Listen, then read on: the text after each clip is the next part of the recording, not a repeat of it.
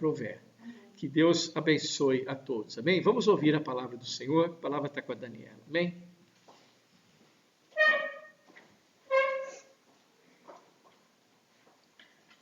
Amém?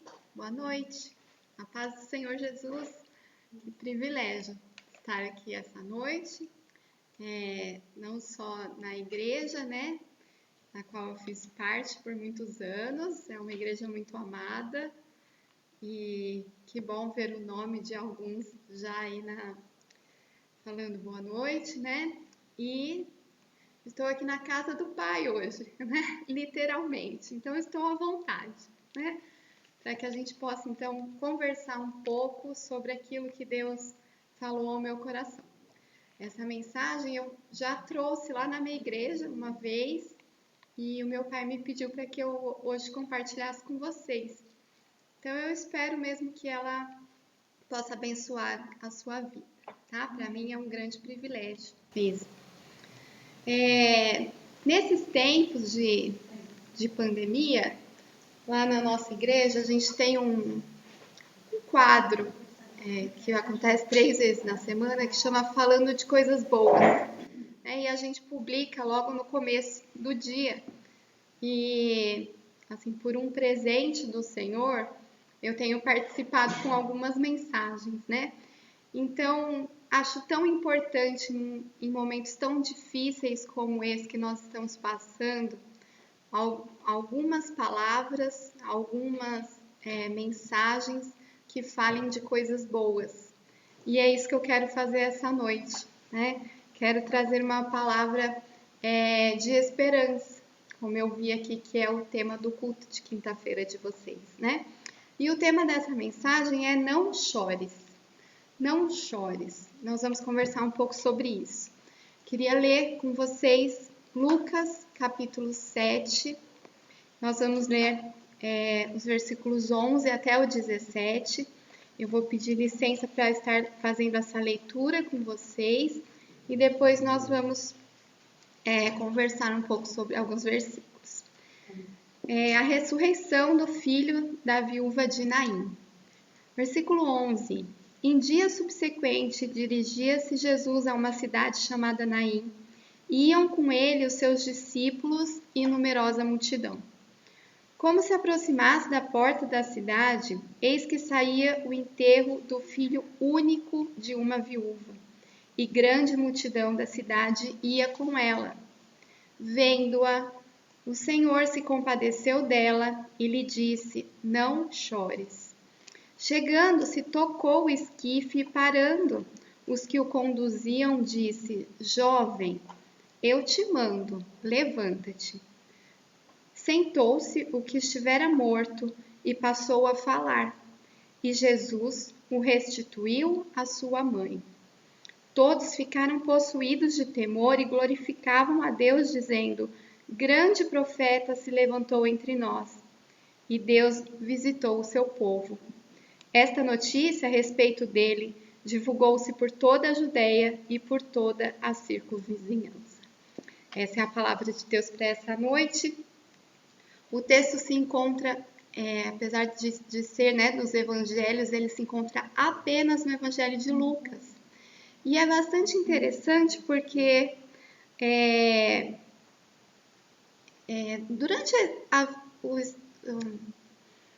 um pouco nervosa.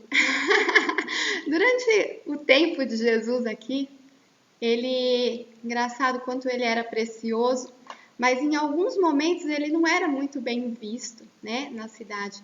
Já em outras passagens a gente vê os evangelhos, ele era recebido com alegria, né? Haviam pessoas que faziam almoços e ele era muito especial naquele lugar. Mas nessa passagem aqui que nós vemos, Jesus muda a história de uma cidade sem sequer entrar nessa cidade. Só o nosso Deus para ter esse poder, né? E nós vamos ver mais ou menos o que ia acontecendo nesse lugar. Nessa passagem, Jesus se aproxima de uma pequena aldeia chamada Naim. Ela era bem próxima de Nazaré. Diz a Bíblia que Jesus estava à beira de Naim. Então ele não chegou a entrar. E algumas coisas que eu li com respeito a essa passagem é que naquela época eles evitavam que os enterros fossem na sua própria cidade. A gente pode pensar, né, a mentalidade das pessoas de há mais de 2000 anos atrás, né, de ver a morte como algo impuro, de ver a morte como algo que não era desejado, né? Então eles enterravam os seus mortos em outras cidades, não deixavam ali onde eles habitavam. Então nós vamos pensar nesse trecho, tá? A Bíblia nos conta aqui que Jesus estava andando com uma numerosa multidão e também vinha de outro lado uma outra multidão, né? Então é um encontro de duas multidões. Será que é possível fazer essa conta, né? Duas multidões. Então a gente pode imaginar o número de pessoas que estavam ali presenciando essa cena. E o meu convite é que a gente imagine como tudo aquilo aconteceu, tá? Estou dando ênfase mesmo em multidões, para que a gente possa imaginar muitas pessoas, né? De um lado, existia um cortejo de morte. Então vinham pessoas tristes, enlutadas, sem esperanças, né? Isso o versículo 12 nos diz, que saiu o enterro do filho único, né? De uma viúva. Então, nós tínhamos ali um pessoal triste, desesperançoso. Do outro lado, o versículo 11, esse versículo me chamou muita atenção. Lucas faz questão de destacar que vinham Jesus, os seus discípulos e numerosa multidão. Reparem como Lucas separa os discípulos de multidão. E aqui vale a gente parar e pensar um pouco sobre isso, né? Será que temos sido, nessa caminhada nossa com Jesus, temos sido discípulos ou multidão, né? Os discípulos andavam com Jesus querendo tirar o maior proveito que fosse possível dele, das histórias dele, né? Dos ensinamentos dele, porque eles sabiam que a passagem de Jesus ali seria breve e eles precisavam conhecê-lo o melhor que eles pudessem, né? Eles queriam servir Jesus. Agora a multidão queria os feitos de Jesus, né? Tinha alguns que iriam apenas ver, sabe? Aquela turma que quer saber o que está acontecendo, né? Que quer, quem sabe, desfrutar do milagre. Então, quem sabe Jesus vai me ver e vai fazer alguma coisa por mim, então eu vou segui-lo, né? Mas os discípulos não, os discípulos tinham uma outra missão com Jesus, né? Mas o que eu quero destacar aqui logo nesse começo é que com tantas pessoas, o versículo 13 nos diz que Jesus vê a viúva. Consegue imaginar? Duas multidões, mais os discípulos, e Jesus vê uma pessoa, a viúva, né? Não sabemos nem sequer o nome dessa mulher. A Bíblia diz a viúva de Naim, né? Ela tinha esse rótulo, essa marca, né?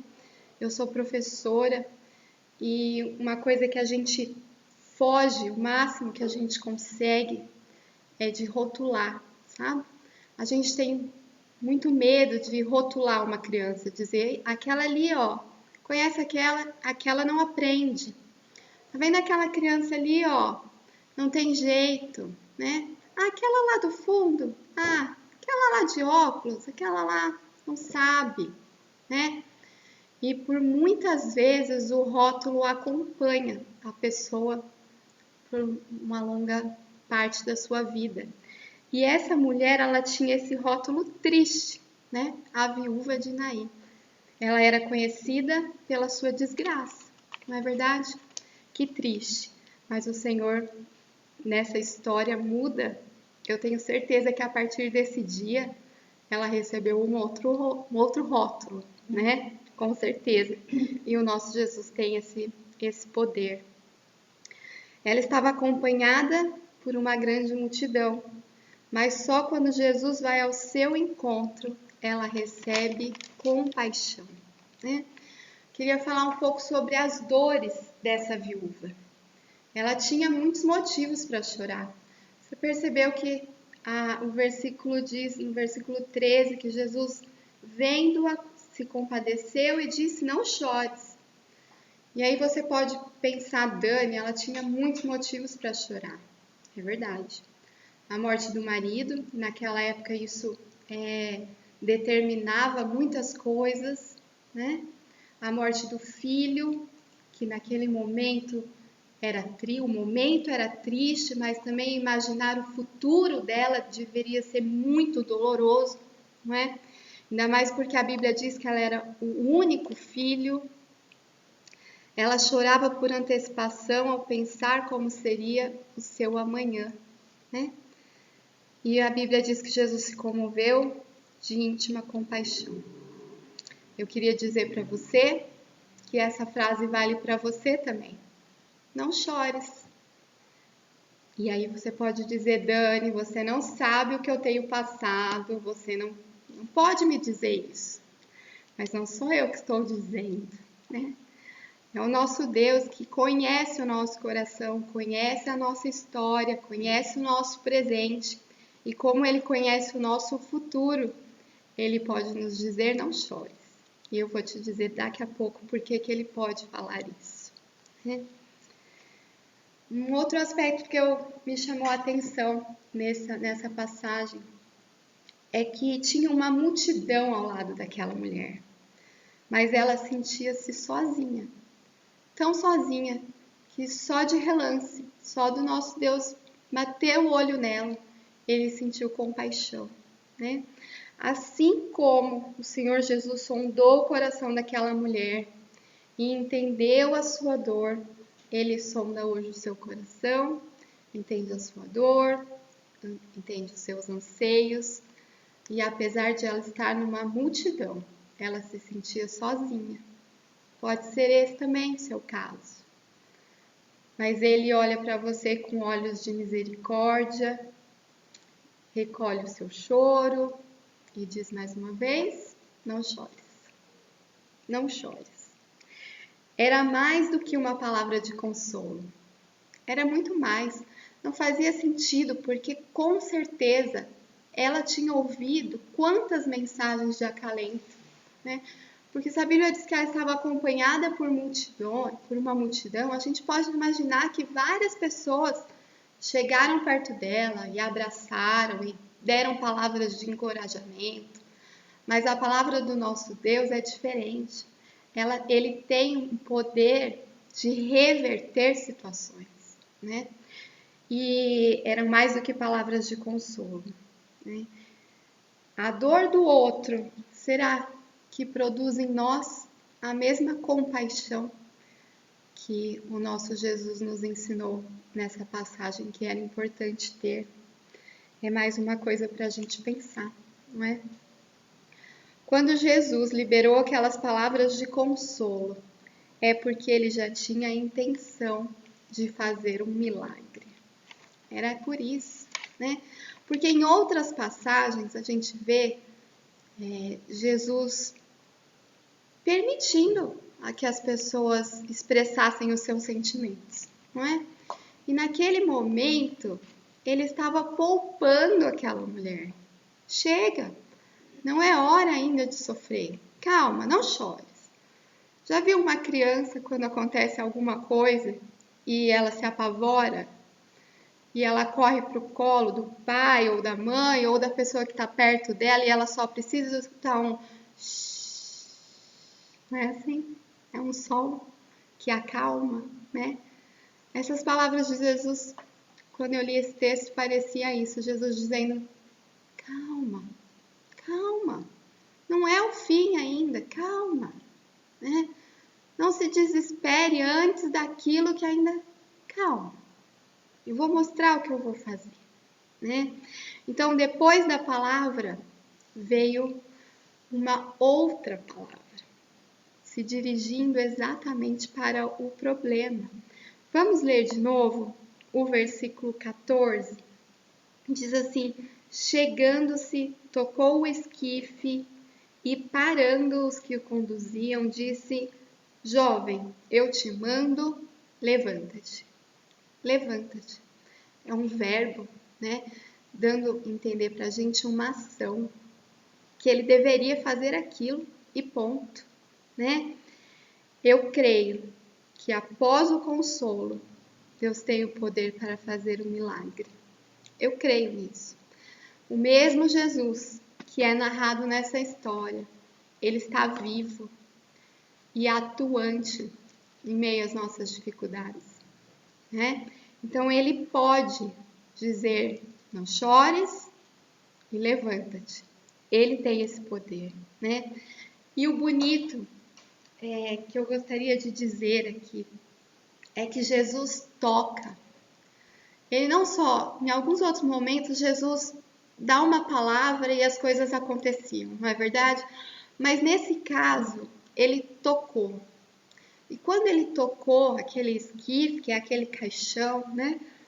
Nós podemos pensar que Jesus toca aquilo que é podre, aquilo que não tem vida, aquilo que não tem mais salvação, aquilo que está muito errado na sua vida, aquilo que está despedaçado, desesperançado, ele toca.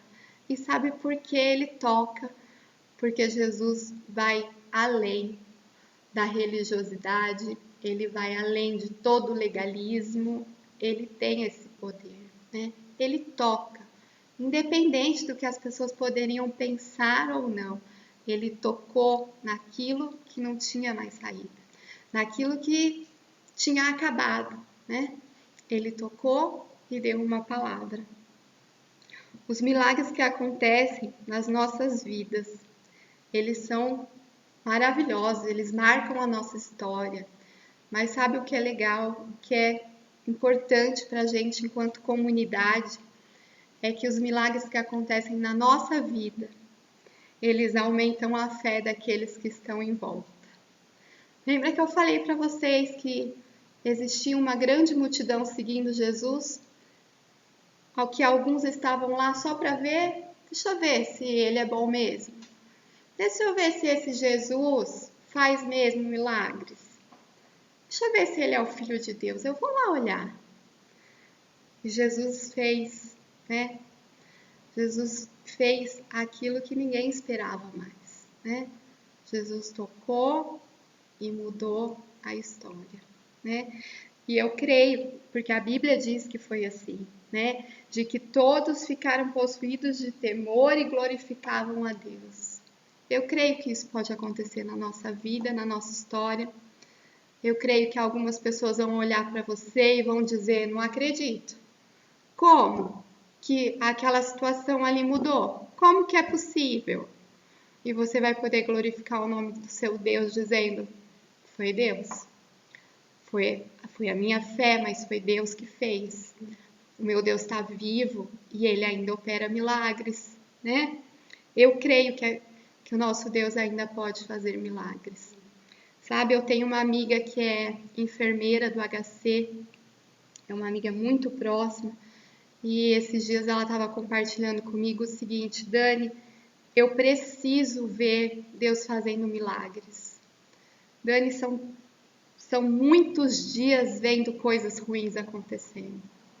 Eu preciso ver o sobrenatural de Deus.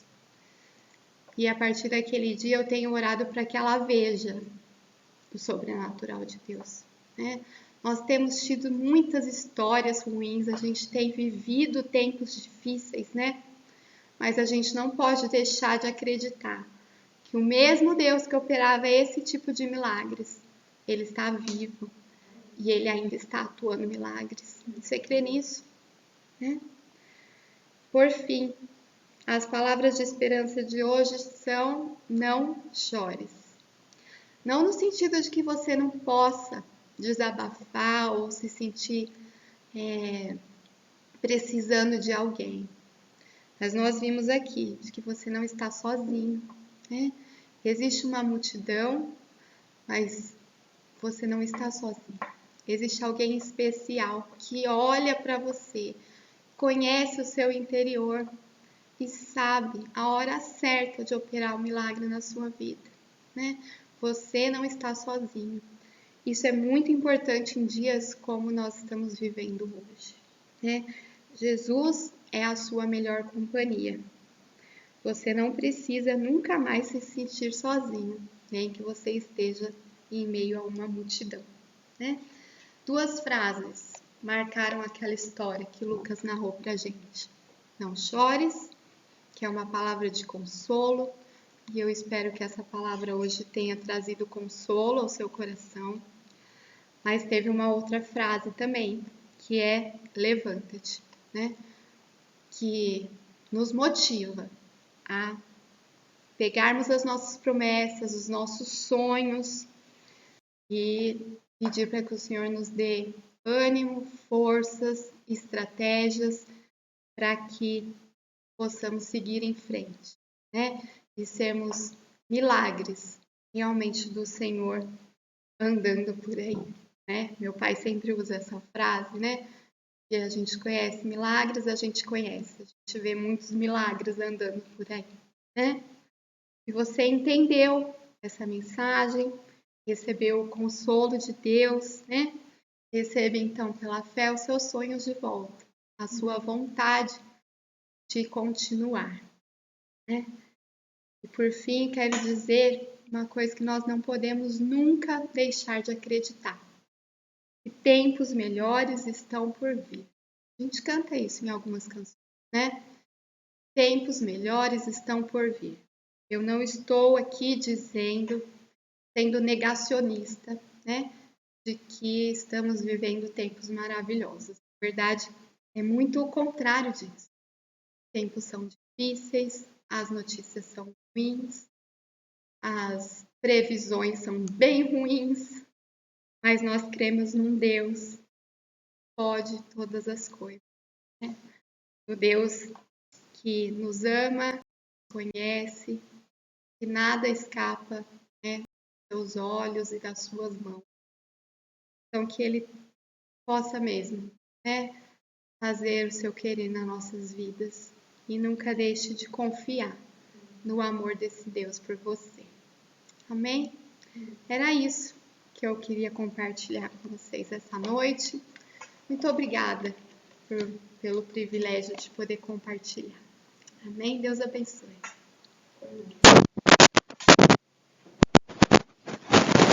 Graças a Deus pela palavra que veio de encontro ao nosso coração, que veio de encontro às nossas necessidades. Palavra abençoada que possa calar do fundo do seu coração. Não chores, mesmo que o desespero seja grande. E levanta-te, vá em frente, com fé, esperança, não em pessoas, mas num Deus todo-poderoso. Um Deus que tem poder de ressuscitar mortos.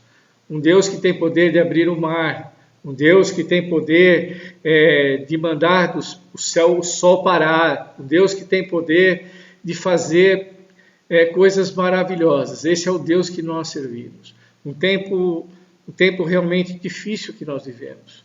Estamos passando aí, como a Daniela falou, tempo de muita tribulação, mas também um tempo de ver os milagres do Senhor. Aleluia, o tempo de ver os milagres do Senhor. Eu lembro de Israel, queria fazer aqui só uma alusão a isso. Quando Israel estava perante o mar, atrás deles tinha um exército, e eles tinham o mar pela frente. Ali só cabia uma escolha, um milagre. Ou eles seriam mortos pelos soldados de Faraó, ou eles seriam mortos afogados no mar. Mas Deus deu uma alternativa, Ele abriu o mar.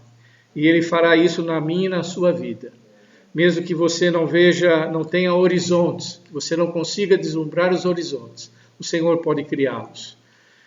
Nós vemos pessoas aqui pedindo oração nesta noite, nós vamos orar.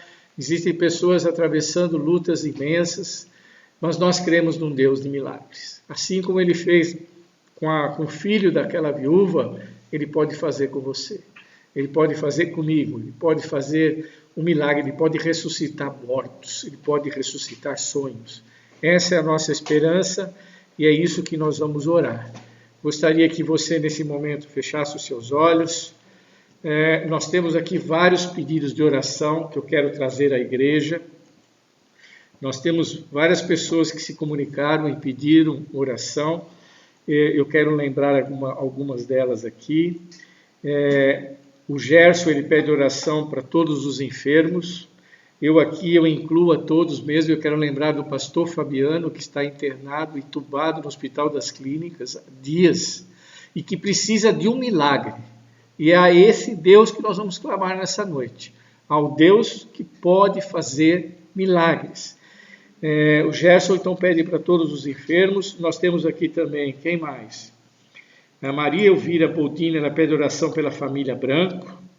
Nós vamos orar. O Roger pede pela sua família, pelo Ian, pela Sandra, pela sua mãe Rita e por ele também. Quem mais nós temos aqui? A Silvana, eu quero lembrar, a Silvana, esposa do Nani, eu quero lembrar e pedir oração para a mãe dela. Ela submeteu-se a uma cirurgia de prótese, colocou uma prótese de fêmur na quarta-feira, já está em casa, mas precisa se recuperar, é uma recuperação lenta, uma cirurgia delicada. Nós vamos orar também pela mãe da Silvana, pela própria recuperação da Silvana, que é um milagre de Deus. Nós louvamos a Deus pela vida da Silvana. É como a Dani falou, eu gosto de ver milagres andando, e a Silvana, quando nós olhamos para ela, é um milagre de Deus. Deus a curou. Ela teve câncer, fez o tratamento e Deus a curou. E nós cremos no poder de Deus. E nós vemos os milagres de Deus andando. Louvado seja o Senhor pela vida da Silvana. Aleluia. Tem mais aqui pedido de oração. Eu quero lembrar aqui do sobrinho do Juninho, o Eduardo. Fez um transplante de medula faz uns dias atrás, 15 dias atrás mais ou menos.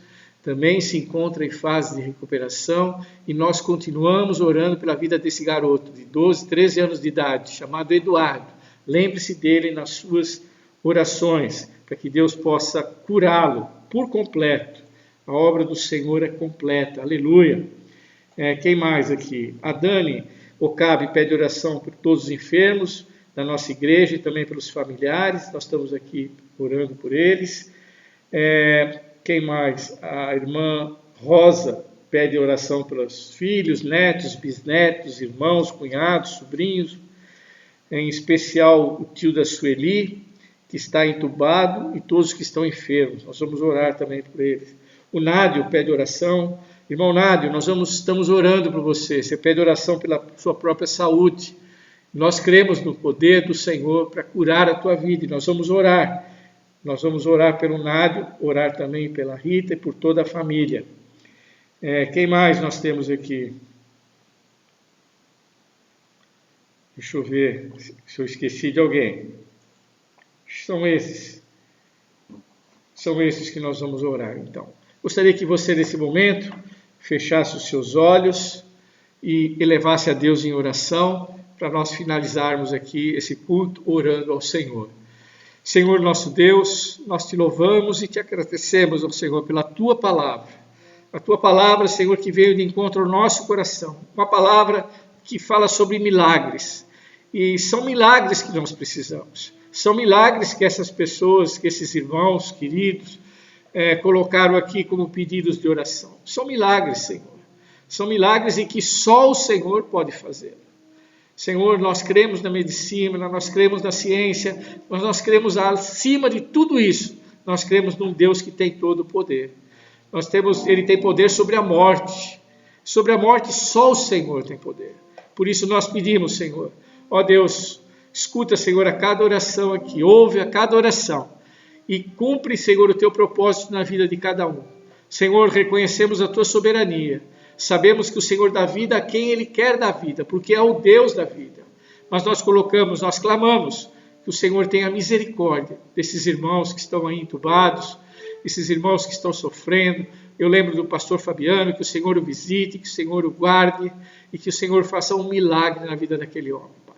Ó Jesus, todas essas outras pessoas também, nós colocamos diante de Ti e venha, Senhor, prestar o Teu socorro a cada uma delas. Senhor, por tudo que o Senhor já fez e pelo tudo que o Senhor fará, nós já te louvamos. Antecipadamente, como um ato de fé, nós já te glorificamos. Como um ato de fé, nós confiamos, Senhor, na tua bondade, na tua misericórdia, no teu amor para conosco. Não somos merecedores, reconhecemos, somos pecadores, pobres, perdidos, mas o Senhor tem um amor tremendo por nós. Já provaste isso dando seu Filho por amor de nós. Por isso, Senhor, escuta a nossa oração nessa noite. É o que eu te peço e eu te agradeço em nome de Jesus. Amém? Irmãos, que Deus os abençoe. Foi um prazer nós estarmos reunidos como igreja do Senhor nessa noite. Que o Senhor possa dar um final de semana abençoado. O Senhor possa abençoar a tua casa, a tua família. Que o Senhor possa colocar paz no teu coração. Que você possa sentir a presença dEle. Experiências novas você possa ter com o nosso Deus. Amém? Muito bom ter um contato com vocês. Que Deus os abençoe. E que a paz do Senhor esteja com todos vocês. Fiquem com Deus. É o que nós pedimos e agradecemos em nome de Jesus. Fique com o Senhor. Deus os abençoe. Até domingo, se Deus quiser. Amém. Deus abençoe.